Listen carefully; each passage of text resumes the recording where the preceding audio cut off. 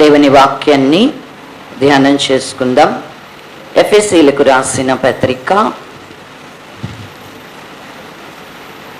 ఎఫెసీలకు రాసిన పత్రిక 4వ అధ్యాయము 30వ వచన భాగమును చదువుకుందాం.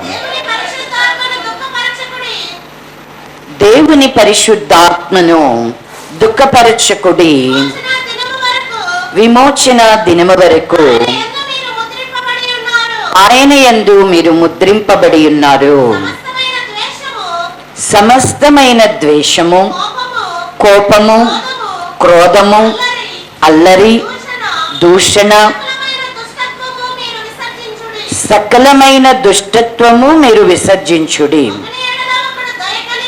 ఒకని ఎడల ఒకడు దయ కలిగి కరుణా హృదయులై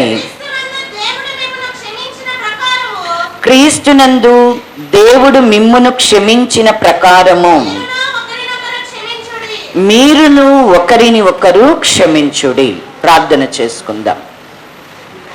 పరిశుద్ధ తండ్రి, దయగలిగిన దేవా, మహోన్నతుడా, సర్వశక్తిమంతుడా, సర్వాధికారి, సర్వకృపానిధి యగుప్తవ్వా, నీ పరిశుద్ధ పాదపీఠం ఎదుట సాగిలపడి ఉన్నాం. నీవు ఏర్పరచుకుని సంఘమున తండ్రి నీ సన్నిధిలో ఉన్నది. నీవు విమోచించినటువంటి ప్రజలముగా నీ వలన కలుగు గొప్ప రక్షణ కొరకై కనిపెట్టుకొనుచు ఉత్సహించి సంతోషించుచు నీ సన్నిధిలోనికి మేము వచ్చి ఉండగా నీ వాక్కును మా పక్షముగా వెల్లడిపరచండి. నీ స్వరాన్ని విని మేము నిన్ను వెంబడించాలి ప్రభువా. నీవు మా కొరకు సిద్ధపరిచిన నిత్య జీవాన్ని మేము పొందుకున్నట్లుగాను, ఎవని చేతను మేము అపహరింపబడకుండానట్లుగా నీ చేతి నీడలో మేము దాచబడి భద్రము చేయబడినట్లుగా నా తండ్రి నీ వాక్యమునకు మమ్మల్ని మేము అప్పగించుకున్నటలో నాయన శక్తి కలిగినటువంటి విశ్వాసాన్ని వినుచున్న మాలో ప్రతి ఒక్కరికి కూడా అనుగ్రహింప చేయమని వేడుకొనుచున్నాను. మానవ స్వరాన్ని స్థలములో మరుగుపరచండి. నీ స్వరమే నాయన ప్రతిధ్వనించాలా, అది మా చెవులలో గింగురుమనున్నట్లు, మా హృదయములలో ప్రతిధ్వనించినట్లు, అది మా యొక్క దేహమునకు వెలుగుగాను ప్రభువా, మా పాదములకు త్రోవగాను నా తండ్రి అయ్యా మీరే ప్రకాశింప చేయమని నీ సత్యవాక్యమునకు నా తండ్రి మమ్మల్ని లోబరుచుకునమని నీ పరిశుద్ధాత్మ అధికారానికి మమ్మల్ని మేము అప్పగించుకొనిచు నజరేయుడైన యేసు క్రీస్తు నామములో అడిగి ప్రార్థించి పొంది ఉన్నాము తండ్రి, ఆమేన్. దేవుని నామమునకు స్తోత్రములు. ప్రభువైన యేసుక్రీస్తు నామములు చేరుకుని వచ్చిన సంఘమంతటికి కూడా వందనాలు తెలియజేస్తూ ఉన్నాం. ఎఫెసీలకు రాసిన పత్రిక 4వ అధ్యాయము 30వ వచన భాగము నుండి 32వ వచన భాగం వరకు మనము చదువుకొని ఉన్నాం. అపోస్తలుడైనటువంటి పౌలు గారు దేవుని సంఘానికి ఏమని వ్రాస్తున్నారు అంటే, దేవుని పరిశుద్ధాత్మను దుఃఖపరచకూడదు. పరిశుద్ధాత్మ ఎవరిది? పరిశుద్ధాత్మ ఎవరి వలన అనుగ్రహించబడుతూ ఉన్నది అంటే, అది దేవుని వలన అనుగ్రహించబడినటువంటిది. అందుకని ఇక్కడ పౌలు గారు దేవుని పరిశుద్ధాత్మ అంటున్నారు. దేవుడు అంటేనే ఆయనను, ఆయన యొక్క స్వరూపము అని అంటే ఆయన ఇలా ఉన్నాడు అలా ఉన్నాడు అని అది పోలికగా చెప్పబడుతూ ఉన్నదే కానీ వర్ణించడమే ఉన్నది. కానీ ఒక్కటి యేసుక్రీస్తు ప్రభువారు చెప్పారు. ఏంటి అంటే, దేవుడు ఆత్మ గనుక, దేవుడు ఏమై ఉన్నాడంట? ఆత్మ అయి ఉన్నాడు. కాబట్టి ఇప్పుడు దేవుని పరిశుద్ధాత్మను దుఃఖపరచకూడదు. ఇప్పుడు ఈ పరిశుద్ధాత్మ అంటే మనకి బాగా తెలుసు. ఎందుకంటే మనలో చాలా మందిని కూడా ఏమి కలిగి ఉన్నాము అని అంటే పరిశుద్ధాత్మను మనము కలిగి ఉన్నాం. ఈ మందిరము కూడా ఎలాంటి అనుభవములో ఉన్నది అని అంటే పరిశుద్ధాత్మ కలిగినటువంటి మందిరం. ఇక్కడ ఆయన నివసిస్తానని, ఇది ఆయనకి విశ్రమ స్థానమని దేవుడు వాగ్దానం చేశాడు. నిశ్చయముగా ఇక్కడ ఆయన సన్నిధి ఉన్నది. ఇక్కడ ఉన్నది అంటే ఇదేదో స్థలమని కాదు, కట్టబడినటువంటి మందిరం అనేది మనం యోచన చేయకూడదు. కానీ అయితే దేవుడు వాగ్దానం చేసినప్పుడు, ఒకరిని ఏర్పాటు చేసుకునినప్పుడు, దేవుని సంఘాన్ని ఒక స్థలములో సమకూర్చేటప్పుడు, తాను ఎన్నిక చేసుకునిన ప్రజలు దేవునిని ఆరాధించుటకు ఏర్పాటు చేసుకునినప్పుడు దేవుడు చేసేటువంటి వాగ్దానం ఏమిటి అంటే ఖచ్చితంగా, ఎందుకనగా మనకి సొలొమోను గారు మందిరము కట్టినప్పుడు కూడా అది దేవుని యొక్క వాగ్దానం. అంటే మందిరం అనేది ఎవరి చేత కట్టబడతా ఉన్నది అంటే దేవుని వలన కట్టబడతా. దేవుడు ఎవరికైతే మందిరము కట్టమని ఆజ్ఞాపిస్తాడో, ఎవరికైతే ఆ కృప అనుగ్రహించబడుతుందో, ఆయన చెప్పినట్లుగా చేసినప్పుడు అక్కడ వారి మధ్య ఏమి ఉంటుంది? దేవుని సన్నిధి, దేవుని మందిరము వారికి పైగా ఉంటుంది. వారు ఆయన ప్రజలుగా, ఆయనను ఆరాధించి సేవించేవారుగా, ఆయనకు ప్రార్థన చేసేటువంటి వారుగా. ఇది దేవుని మందిరం. మందిరాన్ని గురించి మనం అనేకముగా విన్నాం. అయితే ఇప్పుడు దేవుడు ఆదియందు ఏర్పాటు చేసుకునేటప్పుడు కూడా తల్లికి చేసినటువంటి వాగ్దానం, దేవుడు మాకు పరిచర్యను అప్పగించినప్పుడు కూడా దేవుడు మాకు అనుగ్రహించిన వాగ్దానం ఏంటి అంటే, ఇది నేను కోరిన స్థానం, ఇది నిత్యము నాకు విశ్రమ స్థానం, ఇక్కడ నేను నివసిస్తాను అన్నాడు. ఇక్కడ ఆయన కనుదృష్టి ఉంది అన్నాడు. ఇక్కడ చేసే ప్రార్థనలను ఆయన ఆలకిస్తానన్నాడు. ఇక్కడికి వచ్చే ప్రతి వారి మీద కూడా ఏమి ఉన్నది అంటే ఆయన కనుదృష్టి ఉన్నది అన్నాడు. అంటే ఇక్కడ మందిరంలో కూడా ఏమి ఉన్నది? పరిశుద్ధాత్మ అనేటువంటిది సంచరిస్తూ ఉన్నది. క్రొత్త నిబంధనలోనికి వస్తే యేసుక్రీస్తు ప్రభువారు, 2-3 నా నామము పేరిట ఎక్కడ కూడుకుందురో వారి మధ్య నేను ఉందును అన్నాడు. పాత నిబంధనలో తండ్రి అయిన దేవుడు చెప్పినటువంటి మాట అయినను, ప్రభువైన యేసుక్రీస్తు ద్వారా అనుగ్రహించబడినటువంటి వాక్కైనను ఏమై ఉన్నది అంటే, ఆయన నామమును బట్టి మనం గనుక కూడుకున్నాము అంటే ఆయన ఎక్కడుంటాడు? మన మధ్యలో ఆయన నివసిస్తున్నాడు, సంచరిస్తున్నాడు. అంతేకాదు, మన మధ్యలో నివసించి సంచరించడమే కాదు, ప్రభువైన యేసుక్రీస్తు ద్వారా తండ్రి అయినటువంటి దేవుడు మనకేం అనుగ్రహింపచేశారు అంటే పరిశుద్ధాత్మను అనుగ్రహించారు. ఇప్పుడు ఆ ఆత్మ ఎక్కడ నివాసం చేస్తుంది అని అంటే అది మనలో, మనతో కూడా నివసించేటువంటి దేవుడు. కానీ మన మధ్యలోనికి, మనలోనికి ఆయన వచ్చి ఉన్నారు నివాసంగా. అందుకే ఇక్కడ చూడండి, ఎఫెసీయులకు రాసిన పత్రిక 4వ అధ్యాయము 6వ వచన భాగం చదవండి. 4వ అధ్యాయము 6వ వచనం. అందరికీ తండ్రి అయిన దేవుడు ఒక్కడే, ఆయన అందరికీ పైగా ఉన్నవాడై అందరిలోనూ వ్యాపించి అందరిలో ఉన్నాడు.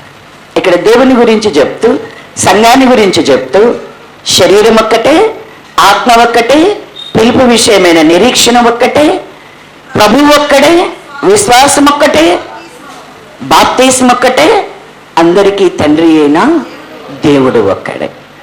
ఇప్పటికి అందరికీ తండ్రి అయిన దేవుడు ఒక్కడే అని, ఆయన అందరికీ పైగా ఉన్నవాడై ఎక్కడున్నాడంట? అందరికీ పైగా ఉన్నాడంట, అందరిలోనూ వ్యాపించి అందరిలోనూ ఉన్నాడు. ఇప్పుడు పరిశుద్ధాత్మ ఎక్కడుంది? అందరికీ పైగా అందరిలోనూ వ్యాపించి అందరిలోనూ ఉన్నాడు. అయితే ఈయన అందరికీ పైగా ఉండి అందరిలోనూ వ్యాపించి అందరిలో ఆయన ఉండాలి అని అంటే, ఇంకా యోహాను సువార్తలోకి వెళ్తే మనకి ఇంకా అనేకమైన సంగతులు ఉన్నాయి. బట్ వేటి జోలికి వెళ్ళట్లా, ప్రభు బల్లోనికి వెళ్దాం. ఏమి ఉన్నది అంటే, అయితే ఇది ఆయన మనకి పైగా ఉండి ఆయన మనలో వ్యాపించి మనలో ఆయన నివాసం చేయాలి అని అంటే మనకి ఏం కావాలా? అంటే చూడండి, ఎఫెసీయులకు రాసిన పత్రిక 1వ అధ్యాయము 13వ వచన భాగం. ఎవరిలో ఉంటాడు ఆయన?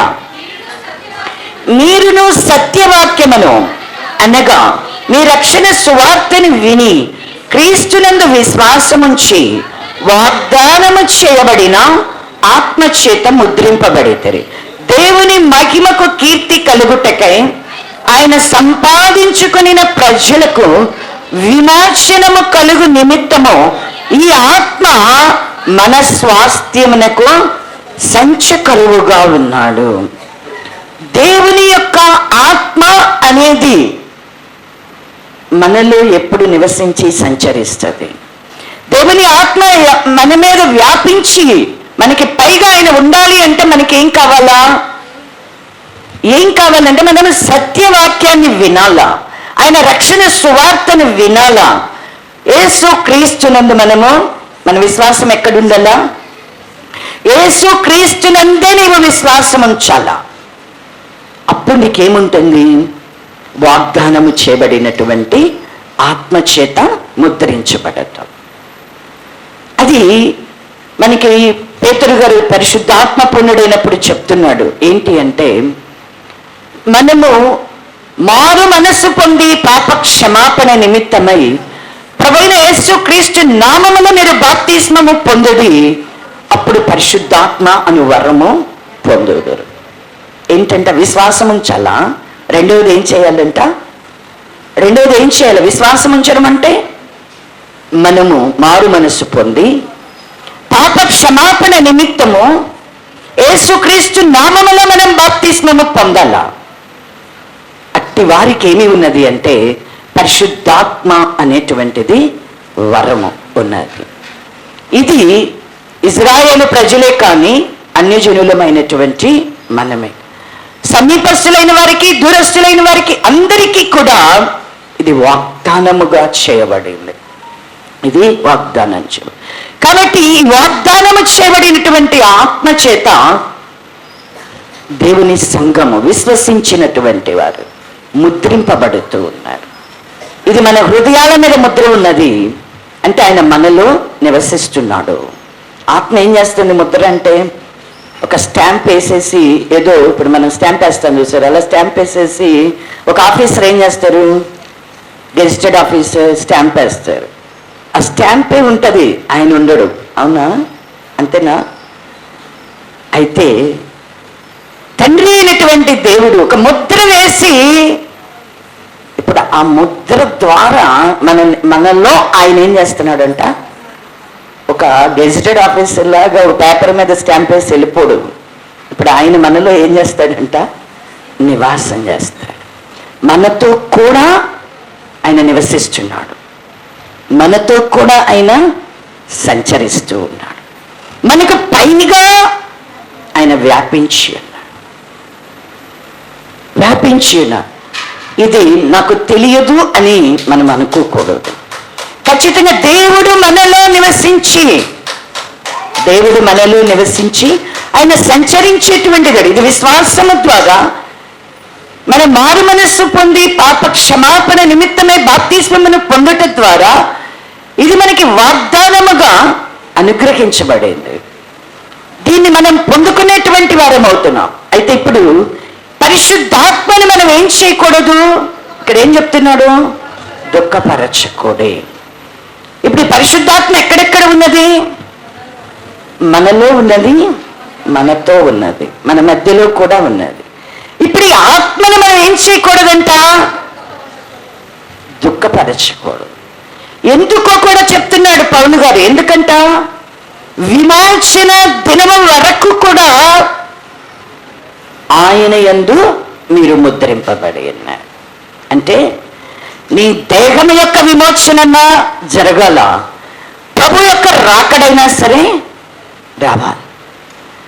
అంటే అందుకే దేవుడు అంటాడు, యుగ సమాప్తి వరకు సదాకాలము మీతో కూడా ఉందును అని చెప్పాడు శిష్యులతో.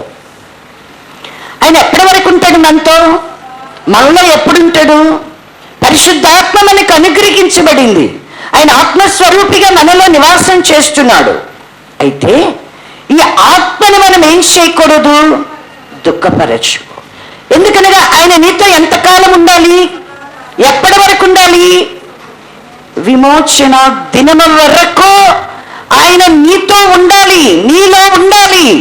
కాబట్టి పరిశుద్ధాత్మను నీవు దుఃఖపరచకూడదు, నీవు దుఃఖపరచకూడదు. ఎందుకు పౌలు గారు ఈ మాట చెప్తున్నారు?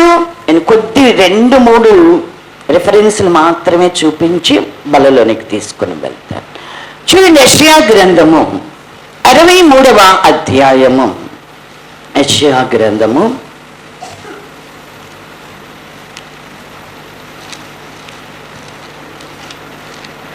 63వ అధ్యాయము 10వ వచన భాగమును చదువుకుందాం.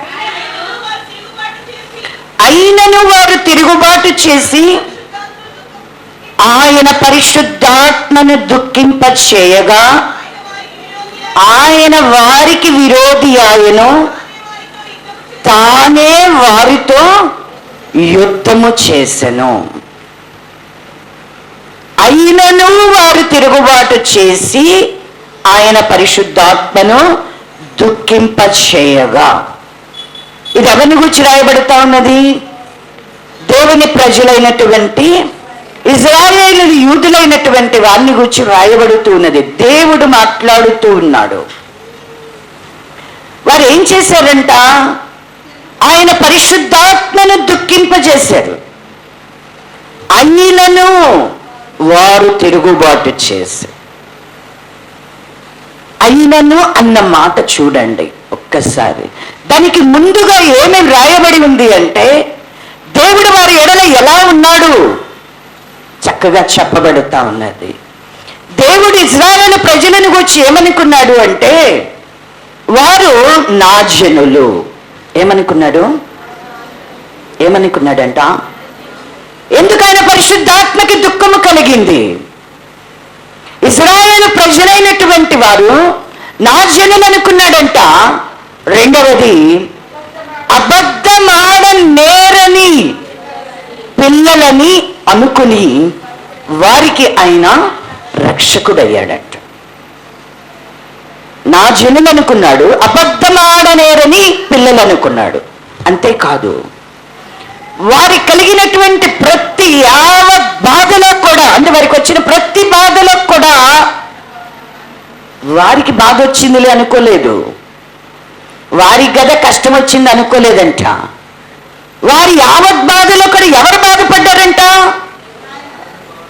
దేవుడు బాధ నుండాడంట. బాధ నుండి విడిచిపెట్టాడా? ఆయన తన సన్నిధి దూతను పంపించి వారిని ఏం చేశాడంట? రక్షించాడంట. ఇంకా ప్రేమ చేతను తాళిమి చేతను వారిని ఎంత ప్రేమ చూడండి.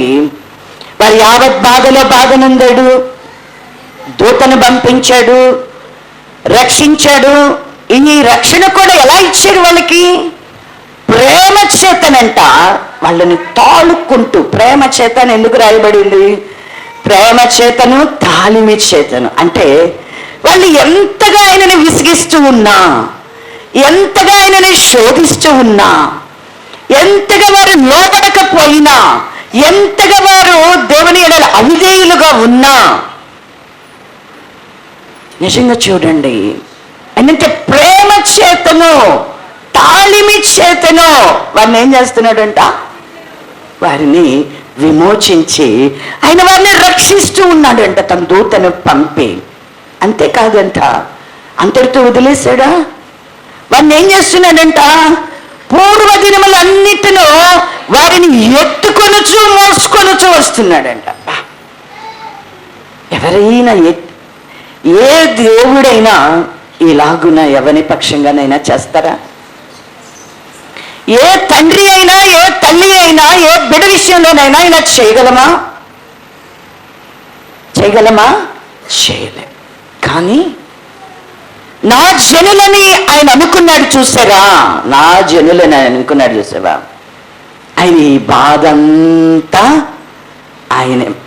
ఆయన జనులకు కలిగిన బాధ అంతా ఎవరిది అనుకున్నాడు? నాది అనుకున్నాడు. అందుకే వాళ్ళనంట ఆ బాధలో తను బాధ నుండి తన దూతను పంపి వారిని రక్షించి ప్రేమ చేత వాళ్ళు సణుగుతున్నా, వాళ్ళు విసుక్కుంటున్నా, వాళ్ళు తిరుగుబాటు చేస్తున్నా వాళ్ళని తాళిమి చేత విమోచించి వాళ్ళని మళ్ళీ ఎత్తుకొని మోసుకొని పోతా ఉన్నాడట. మనకి యెషయా గ్రంథంలో ఉండేది, పక్షి రాజు గనక రెక్కల మీద ఎక్కించుకున్నట్లుగా ఆయనంట ఇశ్రాయేలు ప్రజలను ఎక్కించుకొని వెళ్ళాడంట. అంటే ఆయన ప్రేమ చూడండి ఎంత గొప్పగా ఉన్నారు. అయినను ఇంత చేసినా కూడా వాళ్ళు ఏం చేశారంట, వాళ్ళు తిరుగుబాటు చేశారంట. వాళ్ళు ఏం చేశారు, తిరుగుబాటు చేశారు. మనకి కూడా బాగా అనుభవంలో ఉంటుంది. మనం మన పిల్లల్ని ఎంత బాగా ప్రేమతో పెంచుతాం, మన గుండెల మీద ఎక్కించుకుంటాం, మన భుజముల మీద ఎక్కించుకుంటాం, చేయి పట్టుకుంటాం, నడిపిస్తాం. వారి మాట విననప్పుడు, నువ్వేదైనా చెప్తే వాళ్ళు లోబడనప్పుడు, వాళ్ళు తిరుగుబాటు చేస్తున్నప్పుడు, నువ్వు చెప్పింది చేయకుండా తమ ఇష్టం వచ్చినట్లు చేస్తుంటే నీకేమనిపిస్తుంది? నీ పిల్లల గురించి నువ్వేమనుకుంటావు? నా కొడుకు అనుకున్నావు, నా కూతురు అనుకుంటాం, నా పిల్లలు అనుకుంటాం. కానీ వాళ్ళు ఎక్కడ తంతున్నారు? గుండెల మీద తంతు ఉన్నప్పుడు మనకు కూడా ఈ బాధ ఉంటుంది, ఈ పెయిన్ మనకు కూడా తెలుసు. ఇప్పుడు ఆయనను వారు తిరుగుబాటు చేసినప్పుడంట వాళ్ళు చూడండి, పరిశుద్ధాత్మకి ఏం కలిగింది అంటేనంట దుఃఖము కలిగి. పరిశుద్ధాత్మని వాళ్ళు చేసిన తిరుగుబాటును చూసారా? ఆయన సహించాడు, ఓర్చుకున్నాడు, తాళిమి చేత వారిని విమోచించి రక్షించి వారిని చంకనెత్తుకొని వారిని రెక్కల మీద ఎక్కించుకొని మోసుకొని పోతున్నాడు. అయినా కానీ వాళ్ళు ఏం చేస్తున్నారు అంటేనంట తిరుగుబాటు చేస్తున్నారు. ఎన్ని సంవత్సరాలు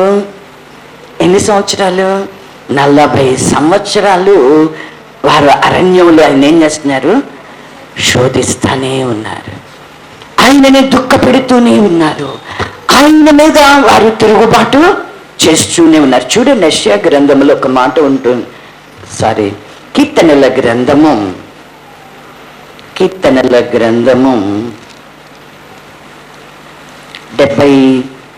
78వ కీర్తన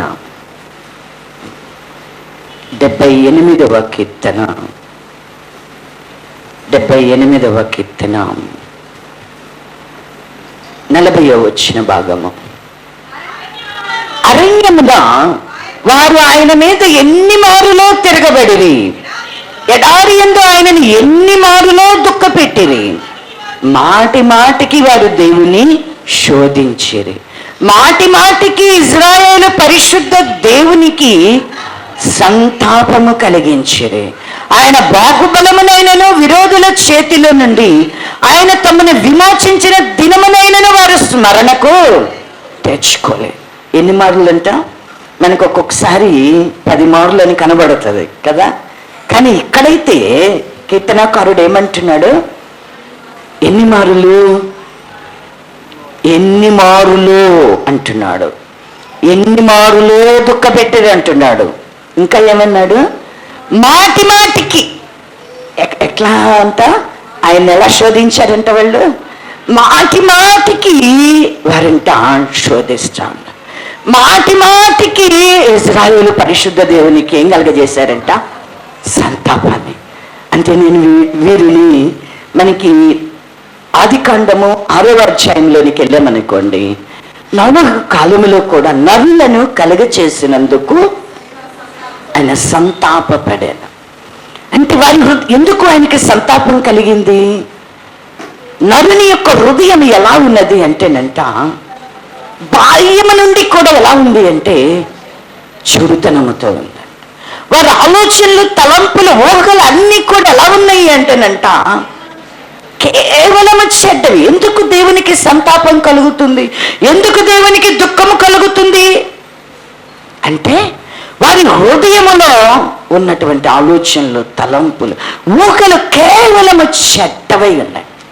అందుకే వాళ్ళని గురించి అంటారు, వారు అక్రమ విషయములో నరమాత్రులై ఉన్నారు. అంటే నరమాత్రులు అంటే ఏంటంటే వాళ్ళకి వాడుక ఏంటంటే అక్రమము చేయడమే వారికి వాడుక, మాట వినకపోవడమే వారికి వాడుక, మాటకి లోబడకపోవడమే, దేవుడు కోరుకునేది చేయకపోవడమే వారికి వాడుకైపోయింది. అందుకే దేవునికంట మాటి మాటికి ఎవరికి ఇక్కడ రాస్తూ ఉన్నారు, ఇశ్రాయేలు పరిశుద్ధ దేవునికి సంతాపము కలిగించితిరి. వారు ఆ చెడుతనం చేసేటప్పుడు, వారు ఆ దుష్టత్వం చేసేటప్పుడు, వారు సనిగేటప్పుడు, వారు తిరుగుబాటు చేసేటప్పుడు వారికి దేవుని యొక్క బాహుబలం, వారిని విమోచించిన దేవుని యొక్క బాహుబలం అనేటువంటిది, శత్రువుల చేతిలో నుంచి తాము విడిపించబడిన సంగతి అంట వారికి జ్ఞాపకం రావడం లేదంట. జ్ఞాపకం అద్భుతం చేసినప్పుడు, మేలు చేసినప్పుడు ఈయనే దేవుడిని ఏం చేస్తారు, పాటలు పాడి బాగా గానం చేసి స్తుతి చేస్తారు. మాట చెప్పినప్పుడు మాత్రం దేవుడిని ఇలాగ నడుచుకోవాలని దేవుని స్వరం వారి ఎడల ప్రత్యక్షపరచబడినప్పుడు, దేవుని వాక్కు వారి ఎడల ప్రత్యక్షపరచబడినప్పుడు ఆ మాట వినడంలో మాత్రం వారికి ఏం గుర్తుకు రాదు, వారికి ఏం గుర్తొస్తాయి, వారికి ఎంతసేపటికి అవి గుర్తొచ్చింది, వారికి ఎంతసేపటికి ఎదురుగా వారు తిన్న కీరకాయలు గుర్తొస్తాయి, దోసకాయలు గుర్తొస్తాయి, మాంసం గుర్తొస్తుంది, చేపలు గుర్తొస్తాయి, ఇవే గుర్తొస్తాయి. కానీ దేవుడు మమ్మల్ని విమోచించిన దేవుడు, శత్రువు చేతిలో నుంచి మమ్మల్ని విడిపించి రక్షించిన దేవుడు నాకు ఆహారాన్ని పెట్టడానికి, నాకు పానమనివ్వడానికి, నన్ను నడిపించడానికి ఆయన శక్తిమంతుడు అనేటువంటిది మాత్రం వారికి జ్ఞాపకం రాదు. జ్ఞాపకం చేసుకోవట్లేదంట. వాళ్ళు చేసుకోకపోగా ఏం చేస్తున్నారు, తిరుగుబాటు చేస్తున్నారు. నువ్వు మమ్మల్ని చంపడానికే. మనం కూడా ఏం మాట్లాడుతాం, ఎందుకు పరిశుద్ధాత్మకు దుఃఖం కలుగుతుంది? దేవుడు దేవుడు అంటే దేవుడేమిస్తాడు, నేను కష్టపడకపోతే, లేకపోతే దేవుడు దేవుడని దేవుడి దగ్గరికి వస్తే నాకేం దొరుకుతుంది, నాకేం చేశాడు ఆయన, ఏం చేశాడు నాకు? ఈ మాట ఎంత బాధని, సంతాపాన్ని. నీ కుమారుడు వచ్చి, నీ కుమార్తె వచ్చి నువ్వేం చేసావు నాకు అంటే నీ హృదయం ఏమవుతుంది, బద్దలవుతుంది. ఎందుకు? నీ బిడ్డను నువ్వు ఎలా మోసావు, నీ బిడ్డను నువ్వు ఎలా కన్నావు, నీ బిడ్డను నువ్వు ఎలా పోషించావు, నువ్వు తిన్నావా తినలేదా, నీవు నిద్రించావా లేదా, నీ బిడ్డొచ్చి నువ్వు నాకేం చేసావు? ఇదిగో వాళ్ళు కన్నారు, వీళ్ళు కన్నారు, చాలామంది కన్నారు, నువ్వు కన్నావు, నువ్వు నాకు పెట్టావు, నువ్వేం చేసావు నాకు ప్రత్యేకంగా?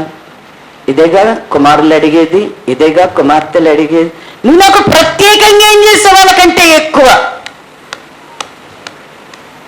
ఇప్పుడు నువ్వు దేవుని దగ్గరికి వచ్చి కూడా నీ పిల్లలు, మీ తల్లిదండ్రులైన వాళ్ళకి బాగా బాధ ఉంటుంది. ఇప్పుడు దేవుని దగ్గరికి వచ్చి నీ పాపము నుంచి నిన్ను విమోచించి రక్షించిన దేవుణ్ణి, సమాధికి పోవలసిన నిన్ను, పాతాళానికి పోవలసిన నిన్ను, నశించిపోవలసినటువంటి నిన్ను వెతికి రక్షించి ఆయన పరిశుద్ధ స్థలములోనికి ఆయనతో కూడా సింహాసనం మీద కూర్చుండబెట్టడానికి నిన్ను పిలిస్తే విశ్వాసం ఉంచి బాప్తీసం తీసుకొని దేవుని దగ్గరికి వచ్చి ఏం మాట్లాడతాం? ఏమిచ్చావయ్యా, ఏం కావాలి మనకి? వాగ్దానాలు తీసుకోండి. వాగ్దానం తీసుకోవడం అంటే 38వ దినం వాగ్దానము, లేకపోతే జనవరి 1 వాగ్దానము కాదు. నీవు ఆకలిగా ఉన్నావా, దేవుని దగ్గరకు వస్తే నీకు ఒక వాగ్దానం వచ్చేస్తుంది. ఏ వాగ్దానం వస్తుంది? నీకేది అవసరమో నీ పరలోకపు తండ్రి ఎరిగి ఉన్నాడు. అసలు అన్నిటికీ సరిపడా ఒకే ఒక వాగ్దానం. ఏమన్నాడు? నీకేది అవసరమో నీ పరలోకపు తండ్రి ఎరిగి ఉన్నాడు. ఎంతమంది విశ్వాసం ఉంచుతాం? దేవుడు నీ కొరకు నా కొరకు సమస్తాన్ని సిద్ధపరిచి ఉన్నాడా లేదా? ఇజ్రాయేల్ లాగా నాకేముంది అని ఆయన శోధిస్తున్నామా? ఖచ్చితంగా పరిశుద్ధాత్మకి ఏం కలుగుతుంది? ఆయన వారి మధ్యలో నివసించాడు. ఇప్పుడైతే ఎక్కడికి వచ్చాడు? మనలోనే ఉన్నాడు. నీ హృదయ ఆలోచనలన్నీ కూడా ఎంత సమీపంగా వింటున్నాడు. నీ తలంపులన్నీ ఎంత స్పష్టంగా తెలుస్తున్నాయి. నువ్వు నడిచే మార్గాలు, నువ్వు చేసే ప్రయత్నాలన్నీ ఎంత స్పష్టంగా చూస్తున్నాడు. నీకు తెలియనంతగా నీ హృదయంలో ఏముందో నీకు తెలియదు. కానీ దేవుడు మాత్రం నీలో ఆలోచన పుట్టక మునిపే, నీ నోట నుంచి మాట రాక మునిపే నువ్వేం చేయబోతున్నావు అనే బాగా తెలుసు. నీ గ్రంథంలో రాసి పెట్టేశాడు. ఆయన గ్రంథంలో నిన్ను గురించి చక్కగా రాసి పెట్టాడు కదా. అంటే పరిశుద్ధాత్మని మనం ఏం చేయకూడదు, దుఃఖపరిచే వాళ్ళలాగా ఉండకూడదు. దేవుని దగ్గరికి వచ్చి ఆయన శోధించే వాళ్ళలాగా మనము ఉండకూడదు. నీకేది కావాలి అన్నా దేవుని చిత్త ప్రకారంగా నువ్వు గనుక ప్రార్థన చేస్తే నీకు సమస్తము నీకు ఆయన అనుగ్రహిస్తాడనే ధైర్యం నీకు వచ్చిందా రాదా? ఉన్నాయా లేవా? ఇవన్నీ వాక్యాలు నేనేం చెప్పట్లేదు, అసలు చెప్పడానికి సమయం కాదు. నేను దేన్ని నెత్తి పెట్టడం లేదు. కానీ పరిశుద్ధాత్మని దుఃఖపరచవద్దు. ఇది దేవుని ఆత్మ స్పష్టముగా దేవుని సంఘానికి ఇస్తూ ఉన్నారు. యేసుక్రీస్తు ప్రభువారికి కూడానంట. చూడండి, ఒక మాటను చదువుకుందాం. మార్కు సువార్త 3వ అధ్యాయం. మార్కు సువార్త 3వ అధ్యాయము 3వ వచ్చిన భాగాన్ని చదువుకుందాం. ఆయన నీవు లేచి మధ్యన నిలువమని ఊచ చేయగలవానితో చెప్పి వారిని చూచి, విశ్రాంతి దినమున మేలు చేయుట ధర్మమా, కీడు చేయుట ధర్మమా, ప్రాణరక్షణ ధర్మమా, ప్రాణహత్య ధర్మమా అని అడిగను. అందుకు వారు ఊరకుండేరి. ఆయన వారి హృదయ కాఠిన్యమునకు దుఃఖపడి కోపముతో వారిని కలియచూచి, నీ చెయ్యి చాపుమని ఆ మనుష్యునితో చెప్పెను. వాడు తన చెయ్యి చాపగా అది బాగుపడెను. పరిసయ్యులు వెలుపలికి పోయి వెంటనే హెరోదీయులతో కలుసుకొని ఆయన ఎలాగూ సంహరింతుమా అని ఆయనకు విరోధముగా ఆలోచన చేసిరి. యేసుక్రీస్తు ప్రభువారంట సమాజ మందిరంలోనికి వెళ్ళాడు. అక్కడ ఎవరున్నారు అంటే ఊచ చెయ్యి కలిగినటువంటి ఒక వ్యక్తి ఉన్నాడు. అక్కడ ఎవరున్నారు అని అంటే కనుక పరిసయ్యులైనటువంటి వారు ఈయన మీద ఎలాగైనా సరే నేరం మోపాల అని బాగా కనిపెట్టుకొని ఉన్నారంట. ఎందుకు? సమాజ మందిరంలోనికి యేసుక్రీస్తు ప్రభు వారు వచ్చారు. సమాజ మందిరంలో ఎవరున్నారు? ఊచ చేయగలవాడు ఉన్నాడు. ఇప్పుడు అది ఏ దినమో? విశ్రాంతి దినము. ఇప్పుడు ఈయన స్వస్థపరుస్తాడా? స్వస్థపరచాడు. ఖచ్చితంగా వాళ్ళకి ఏం తెలుసు? ఊచ చేయగలిగిన వాడిని చూచినప్పుడు ఆయన స్వస్థపరుస్తాడు. ఇప్పుడు ఈయన మీద మేమేం చేయాలి? నేరం మోపాలి. ఇది వాళ్ళ యొక్క హృదయ ఆలోచన, వాళ్ళ అంతరంగంలో ఉన్నటువంటి ఆలోచన. ఇది బాగా ఎరిగాడు దేవుడు. ఎప్పుడు కూడా దేవుడు మన హృదయానికి పైగా ఉంటాడు. మన అంతరంగంలో ఏమున్నది? ఇప్పుడు ఇక్కడ వీళ్ళంతా ఎలా ఉన్నారు? అందుకు వారు ఊరకుండి. ఎలా ఉన్నారంటే వాళ్ళు ఏమైనా మాట్లాడారా? వాళ్ళు ఏం మాట్లాడరా. ఇదంతా వాళ్ళు నేరం మోపవలెనని ఉండి. అంటే ఇది ఎవరు కనిపెట్టారు? యేసుక్రీస్తు ప్రభు గారు ఎరిగి ఉన్నాడు. ఎరిగి ప్రభువు అడుగుతున్నాడు వాళ్ళని. ఏమని అడుగుతున్నాడంటే, విశ్రాంతి దినము మేలు చేయట ధర్మమా, కీడు చేయట ధర్మమా, ప్రాణరక్షణ ధర్మమా, ప్రాణహత్య ధర్మమా అని అడిగాడు. వాళ్ళు ఎలా ఉన్నారు? ఊరకుండి. కానీ వారిలో ప్రభువుకి ఏం కనబడుతుంది? ప్రభుకి ఏం కనబడుతుంది? మనం మౌనంగా ఉన్నంత మాత్రాన, మనం మాట్లాడనంత మాత్రాన మన హృదయాలోచనలు దేవుడికి తెలియవనుకోబాకండి. మనం మంచిగా మాట్లాడినంత మాత్రాన మన లోపట ఉన్నటువంటి కపటము దేవుడికి తెలియదనుకోబాకండి. మనం లోపట ఒకటి పెట్టుకుంటాం, వెలుపటికి మరి ఒకటి మాట్లాడుతూ ఉంటాం. అంతరంగంలో ద్వేషిస్తూ ఉంటాం, నోటన సమాధాన మాటలు మాట్లాడుతూ ఉంటాం. అంతరంగంలో తృణీకరిస్తూ ఉంటాం, హీనపరుస్తూ ఉంటాం, వెలుపటికి నోటితో పెదవులతో ఘనపరుస్తూ ఉంటాం. మన అంతరంగంలో ఏమి ఉన్నది? నీ హృదయము దేవుని ఆజ్ఞకు లోబడేటువంటి మెత్తని హృదయమా, మాంసపు హృదయమా, లేక దేవుని ఆజ్ఞకు గైకొననటువంటి రాతి వంటి కఠినమైనటువంటి హృదయమా? ఎలాంటిది నీ హృదయం? ఖచ్చితంగా దేవుడికి తెలుసు. మనం వెలుపటికి చాలా మంచిగా కనబడతాం, కానీ లోపట చూసారా, రాయి కన్నా కూడా అవి కొండ శిలలని ఉంటాయి, మామూలు రాళ్ళు కూడా కాదు. అంటే అంత కఠినముగా మన హృదయాలను చేసుకొని ఉంటాయి.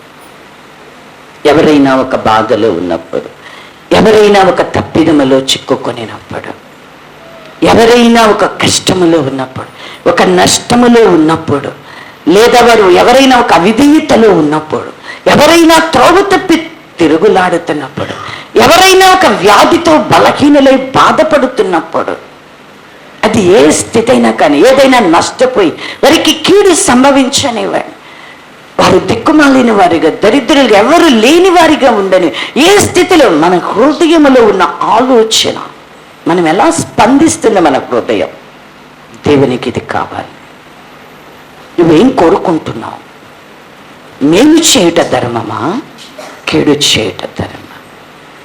ప్రాణ రక్షణ ధర్మమా, ప్రాణ హత్య ధర్మమా? అంటే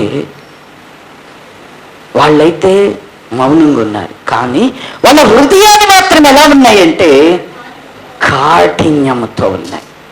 దీన్ని చూసినప్పుడు వాళ్ళ హృదయ కాఠిన్యానికి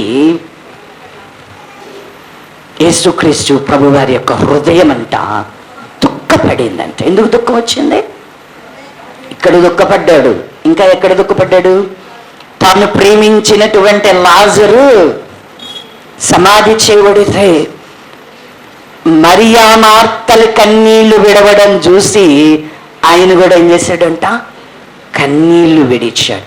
ఆ దుఃఖపడడం వేరు, ఆ దుఃఖపడము, ఆ కన్నీళ్లు విడుచుట వేరు. అందుకే దాన్ని ఎత్తాను, అది వేరు. అంటే బాధపడి వారితో కూడా ఆయన బాధపడేవారు. ఒకరు బాధలో ఉంటే బాధపడి వారిని చూచి వీళ్ళు ఏం చేస్తారో చూద్దాం అనేవాడు కాదు.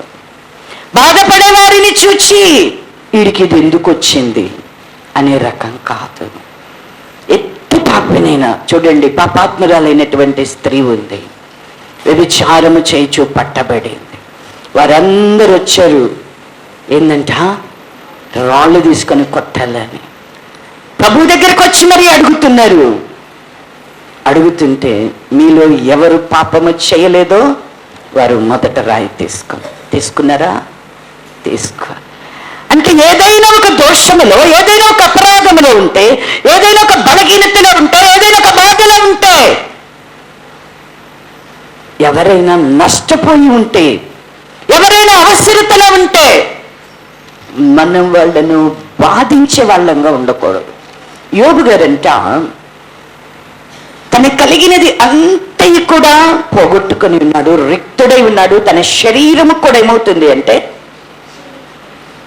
కృషించిపోయి ఉంది, చెల్ల పెంకులతో గోక్కుంటున్నాడు, బూడిద పోసుకున్నాడు. తన పుట్టిన దినమును కూడా ఆయన తృణీకరిస్తూ మాట్లాడుతూ ఉన్నాడు. స్నేహితులు వచ్చారు, దాన్ని గురించి అంటాడు కదా, మీరు ఆదరణకు కర్తలు కారు, మీరు బాధకే కర్త. అంటే ఎప్పుడైనా ఎవరికైనా ఏదైనా ఇక్కడ సందర్భం ఏమిటి అంటే ఈయన మూర్ఛ చేయగలిగినటువంటి వాడు. ఇప్పుడు ఈయన స్వస్థపరచడం న్యాయమా కాదా? మేలా కీడ అంటే వీళ్ళ హృదయాలు ఎలా ఉన్నాయి? కాఠిన్యంతో ఉన్నాయి. ఇప్పుడు ఈయన స్వస్థపరుస్తాడు, ఈయన పట్టుకోవాలా? మేము చేసిన వాళ్ళు ఏం చేయాలి? పట్టుకొని ఈయన మీద నేరారోపణ చేయాలి. ఇది వాళ్ళలో ఉన్న కాఠిన్యం. విశ్రాంతి దినాన ఈయన స్వస్థపరిస్తే ఈయన మీద నేరము మోపాలి. వాళ్ళ హృదయంలో ఉన్న కాఠిన్యానికంట ఆయనకి ఏం కలిగిందంటే దుఃఖము కలిగిందంట. మనం ఎప్పుడు కూడా, ఇప్పుడు మనలో ఉన్నది కూడా ఎవరి ఆత్మ? ప్రభు ఆత్మ. ఇప్పుడు ప్రభువే మనలో నివసించి సంచరిస్తూ ఉన్నాడు. మనకి పైగా ఉండే ఆయన అందరిలో వ్యాపించి ఆయన అందరిలో ఉన్నవాడై ఉన్నాడు. ఆయనను ఎంత మాత్రము కూడా మనము దుఃఖపరిచే వరముగా ఉండకూడదు. ఆయన మనల్ని విమోచించి రక్షించగా ఆయన ఇచ్చినటువంటి ఆజ్ఞలను, ఆయన ఇచ్చినటువంటి వాక్యాన్ని విడిచిపెట్టి ఆయన మీద మనం తిరుగుబాటు చేసేవారిలాగా ఉండకూడదు. తిరుగుబాటు చేస్తే పరిశుద్ధాత్మకి ఏం కలుగుతుందంటే దుఃఖము కలుగుతుందని. దుఃఖము కలిగి అప్పటిదాకా తండ్రిగా సహించాడు, ఓర్చుకున్నాడు, తాళిమి చేత విమోచించాడు, రక్షించాడు. పరిశుద్ధాత్మకు దుఃఖం కలిగితే ఏం కలిగిద్దంట? వారితో ఆయనంట యుద్ధము చేశాడు. ఏం చేశాడు? యుద్ధం చేశాడు. కాబట్టి పరిశుద్ధాత్మని మనం దుఃఖపరిచేటువంటి వారముగా ఉండకూడదు. ఇక్కడ పౌలు గారు మాట్లాడుతూ మూల వాక్యంలోనికి వద్దాం. ఎఫెసీలకు రాసినటువంటి పత్రిక, ఎఫెసీలకు రాసినటువంటి పత్రిక 4వ అధ్యాయము 30వ వచన భాగము నుండి, దేవుని పరిశుద్ధాత్మను దుఃఖపరచుకుడి, విమోచన దినము వరకు ఆయన యందు మీరు ముద్రించబడి ఉన్నారు. సమస్తమైన ద్వేషము, కోపము, క్రోధము, అల్లరి, దూషణ, సకలమైన దుష్టత్వము మీరు విసర్జించుడి. పరిశుద్ధాత్మను మనం దుఃఖపరచుకుని ఉండాలంటే మనం ఎట్టుండాల? మనలో ఏముండకూడదంట? ద్వేషము అనేది ఉండకూడదు. మనలో ఏముండకూడదంట? కోపం అనేది ఉండకూడదంట. మనలో క్రోధం అనేటువంటిది ఉండకూడదంట. అల్లరి ఉండకూడదంట. అసలు ఇవన్నీ అందరి దగ్గర ఉన్నట్టు కనబడుతుంది. ఉన్నాయా? ఉన్నాయా?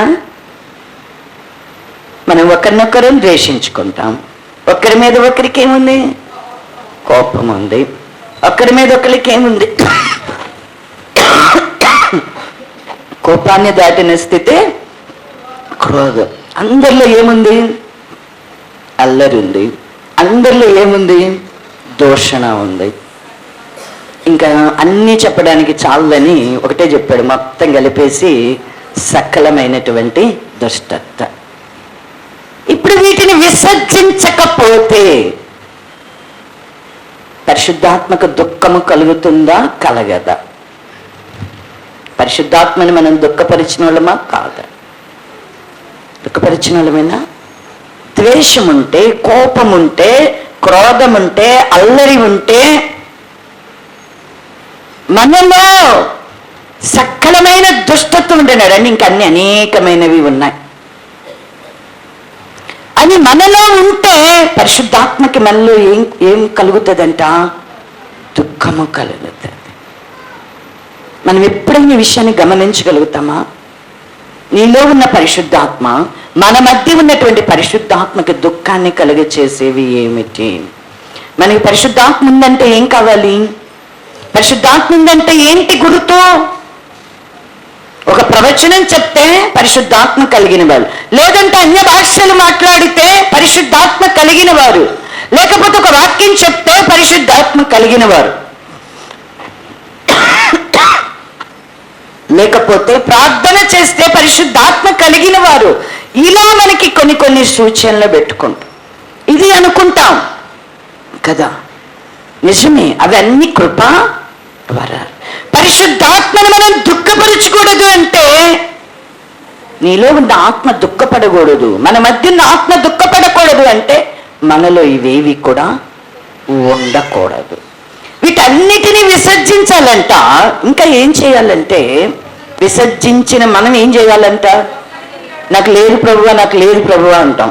ఇది ఉందా లేదా? చివరి వచ్చిన భాగం 32 వచ్చిన భాగం చదువుకున్నాం.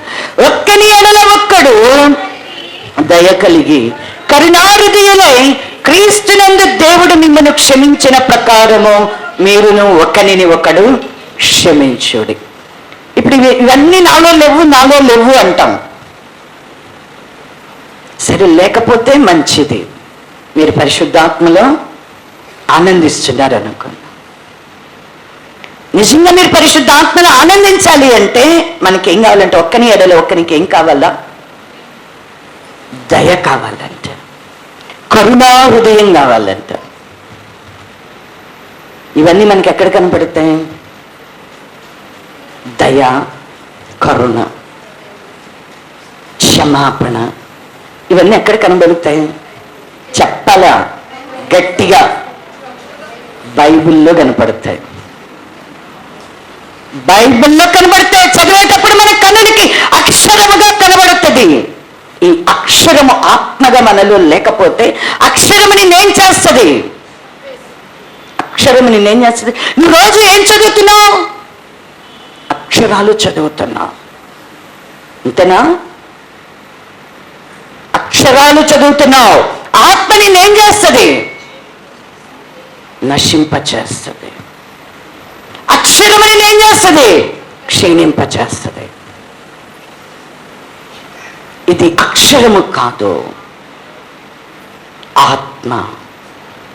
పరిశుద్ధాత్మ లిఖించారు. పరిశుద్ధాత్మ రాసి మనకి ముద్రగా ఇచ్చారు వాక్యాన్ని. ఎలా ఇచ్చారు వాక్యాన్ని? ఎలా ఇచ్చారు?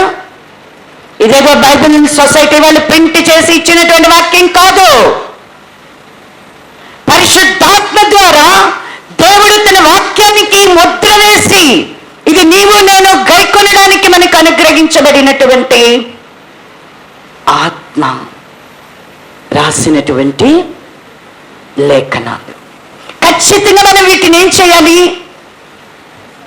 గైకొనేటువంటి వారిలాగా ఉండాలి. ఇది కుదరదు అనుకున్నామనుకోండి, నా వల్ల కాదు అనుకున్నామనుకోండి, ఎక్కడుంటాం?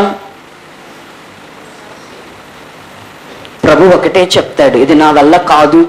దయ, కరుణ, క్షమాపణ, ఇవి మనలో లేకపోతే, వీటిని మనం ఏది చేస్తామో మనకు అదే చేస్తాడు దేవుడు. మనం దయగలిగి ప్రవర్తించమా? దేవుని వాక్యంలో రాయబడింది, దయగల వారి ఎడల నీవు దయ చూపించదు, కఠినుల ఎడల నీవు వికటము చూపించదు అంట. ఆయన కఠినుల ఎడల కఠినంగానే ఉంటాడంట. నువ్వేం చేస్తావో నీకు అదే, నువ్వే కొలత కొలుస్తావో నీకు అదే కొలత కొలుస్తావు. కాబట్టి మనం ఏం నేర్చుకోవాలి? ఇవన్నీ దేవునిలో ఉన్న గుణ స్వభావాలు. ఇవంతా బైబిల్ అంటే ప్రభు యొక్క మనస్సు. ఇవి మనం ప్రభువుని ఎరుగుటమే. కరుణ కలిగి ఉండాలా, దయ కలిగి ఉండాలా. ప్రభు మనల్ని ఎలా క్షమించాడు, మనం కూడా మన సహోదరుని ఏం చేయాలంట? క్షమించాలి. మనం క్షమించకపోతే మనకేమి రాదు? క్షమాపణ. ఇప్పుడు మనం క్షమాపణ పొందాలన్నా కూడా మన సహోదరుని ఏం చేయాలి? క్షమిద్దామా? బల్ల క్షమాపణలొద్దు, బల్ల దయలొద్దు, బల్ల కరుణలొద్దు, బల్ల ప్రేమలొద్దు, ఇవే వద్దు. ఎప్పటికీ ఉండాలి. ఎప్పటి వరకు ముద్రించబడ్డామన్నాడు? విమోచన దినము వరకు. మీరు పరిశుద్ధాత్మ ద్వారా ఎప్పటిదాకా ఉండాలా? నీవు నేను ఈ లోకంలో నుంచి వెడలిపోయేటంత వరకు కూడా ప్రభు ఆత్మచేత ముద్రించబడి, ప్రభు వచ్చేటంత వరకు కూడా ఈ ఆత్మచేతనే మనం ముద్రించబడి, ఈ ఆత్మచేతనే మనం నడిపించబడుతూ ఉన్నాం. కాబట్టి పరిశుద్ధాత్మని మనము దుఃఖపరిచేవారం కూడా ప్రభు ఆత్మ ద్వారానే. దేవుని వాక్యంలో రాయబడి ఉన్న పరిశుద్ధాత్మనంట ఆర్పేవారముగా ఉండకూడదంట. తెస్సలోనికీయులకు రాసిన పత్రిక 5వ అధ్యాయంలో ఉంటుంది. తీయద్దు. పరిశుద్ధాత్మ ఎలా మనకి అనుగ్రహించబడింది, దాన్ని మనము విమోచన దినం వరకు దాని చేత మనం ముద్రించబడి ఉన్నాము. ఆయన ఇచ్చేటువంటి స్వాస్థ్యాన్ని సంచకరువుగా మనకు అనుగ్రహించాడు దేవుడు.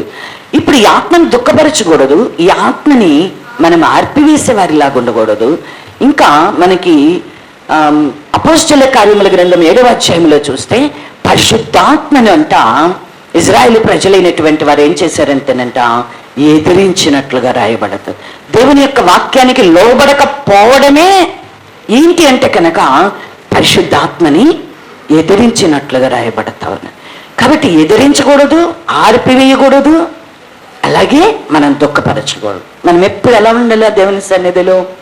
పరిశుద్ధాత్మ పూర్ణులమై పరిశుద్ధాత్మలో మనము ఆనందించి సంతోషించేవారిలాగా ఉండాలి. అట్టి కృప దేవుడు ప్రభు బలను సమీప